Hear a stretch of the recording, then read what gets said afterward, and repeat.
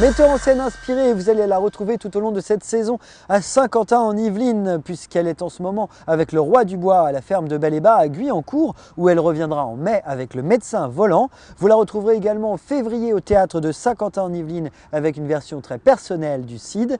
Voici Sandrine Anglade dans le kiosque. Je suis accueillie en fait en résidence, en partenariat, en compagnonnage avec la ferme de Bel-et-Bas et aussi avec Saint-Quentin en Yvelines, la scène nationale. Bon, c'est un partenariat qui dure depuis longtemps hein, avec Jacques Pornon aussi et la scène nationale. Là, la chance qu'on a, c'est de faire vraiment un point de liaison entre la scène nationale et la ferme de Bel-et-Bas à travers 3 spectacles sur toute la saison 2012-2013. Assis là, sur ce chemin, en plein soleil, où fugacement avait souri un prince qui peut-être ne m'était que marquis, je me mis à pleurer, à grand bruit, à grand sanglots, que j'aurais voulu brûler.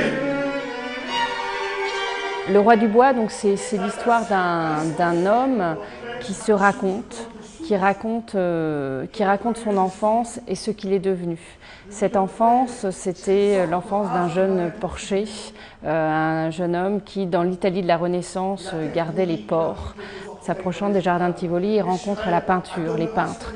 Et en fait, c'est cet enfant, visiblement brillant, enfin, est happé en fait, par la main de Claude le Lorrain, célèbre peintre de la Renaissance, et il va devenir le broyeur de couleurs, l'apprenti. Il était porcher et il est resté porcher parce que quand on le retrouve dans l'âge adulte, il est à nouveau dans les bois, dans la boue. Il ne s'en sort pas, il n'arrive pas à devenir autre que ce qu'il était.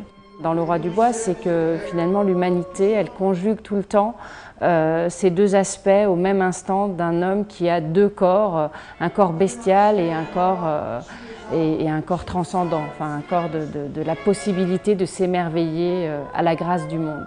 Sur le plateau, donc, c'est Jacques Bonafé, un enfant chanteur, un quatuor à cordes. Écouter ton amour, obéir à sa voix, c'était me rendre indigne et diffamer ton choix.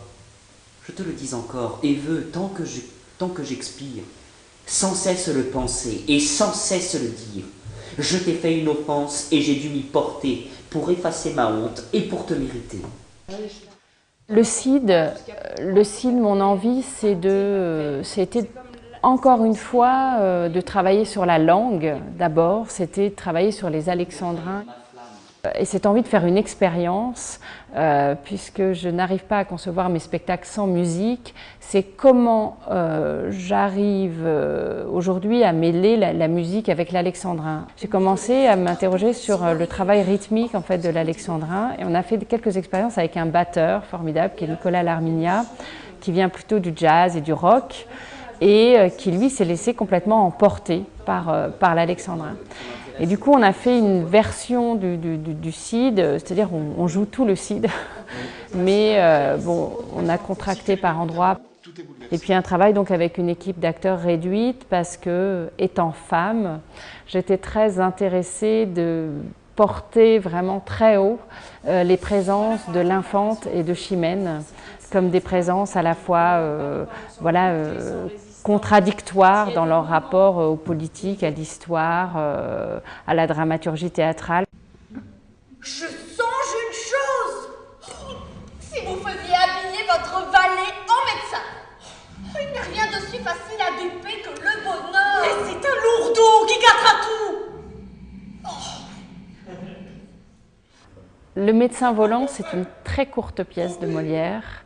C'est une pièce où les médecins volent, parce qu'en même temps, le médecin, c'est Sganarelle, qui est un valet, qui se fait passer pour un médecin, et du coup, il devient double, il est à la fois l'autre et le même, donc c'est très complexe pour lui, parce qu'il faut qu'il saute par la fenêtre et revienne par la porte. Cette pièce, moi, je l'ai choisie parce que j'avais très envie de faire un spectacle vraiment tout public, et pour les très jeunes.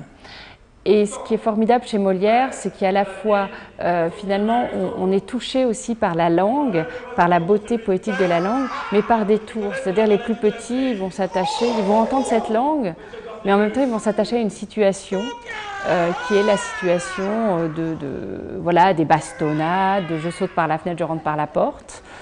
Et en plus, on s'est amusé à travailler théâtre masqué et un travail sur la musique baroque. Et là, on va faire une petite expérience. Donc, on va changer beaucoup de choses pour la ferme de Bel-et-Bas parce qu'on va en fait avoir un orchestre de jeunes du conservatoire ou de professeurs de conservatoire.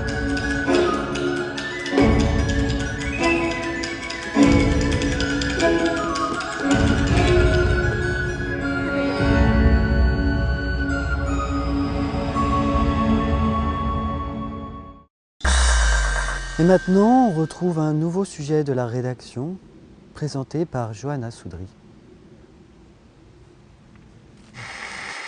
Sophie vit à Maurepas. Elle compose textes et mélodies depuis plusieurs années et s'entoure d'autres musiciens pour former le groupe Lily Sophar. Alexandre de Maurepas s'occupe des arrangements, Franck, originaire de Trappes, joue de la guitare. Quant à JB, également des Yvelines, il est percussionniste et s'intéresse au bodhrán, un instrument irlandais. I'm not a father, I'm not a mother, I'm not a child, tell me who I am. I could be a vixen, a woman old and wise, or a teenage cheeky and wild. C'est, on peut dire pop-folk, le côté folk pour les guitares acoustiques, la référence à un instrument ancien qu'est la vieille roue. Et puis sinon, ça reste pop, c'est de la chanson, c'est assez frais. La chanson Goldilocks, qui signifie boucle d'or en français, s'inspire directement du conte. Je repensais à ce conte de Boucle d'or et les trois ours, la petite fille qui trouve pas bien sa place entre le père, la mère et l'enfant. Et puis en fait, en me baladant, il y avait un rythme qui venait et c'est aussi pour ça que cette chanson est uniquement rythmique et voix. Je voyais pas du tout de musique dessus. Je vois les ombres qui dansent dans ton regard immense qui me hante, me tourmente. Les ombres, c'est une chanson un peu bizarre en fait qui est venue suite à une sorte de rêve ou plutôt de cauchemar. J'avais ce leitmotiv, les ombres qui me trottaient dans la tête. Et puis un jour, j'étais un peu énervée, je jouais avec un peu de rage sans trop faire attention à la technique. Et il y avait des harmoniques qui venaient et petit à petit, il y a ce riff un peu tellurique, un peu aussi très cyclique qui venait et puis les paroles sont venues dessus. Lily Sophar se produira vendredi 26 octobre à Saint-Rémy-les-Chevreuses, au théâtre Cafart. L'album du groupe n'est pas encore commercialisé, mais Sophie le propose au public lors de ses concerts et sur Internet.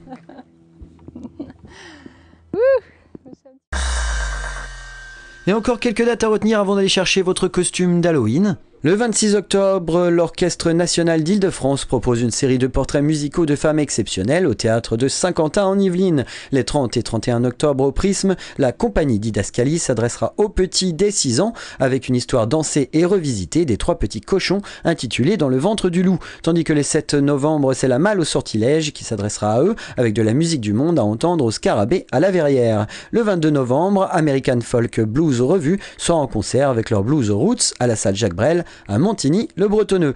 Et tous les mardis, sachez que vous pouvez gagner des places de spectacle sur le site du kiosque www.kiosque.ski.fr.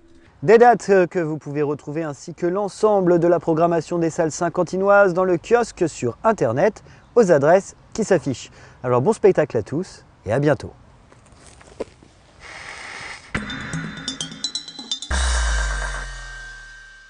Le kiosque, c'est de la balle.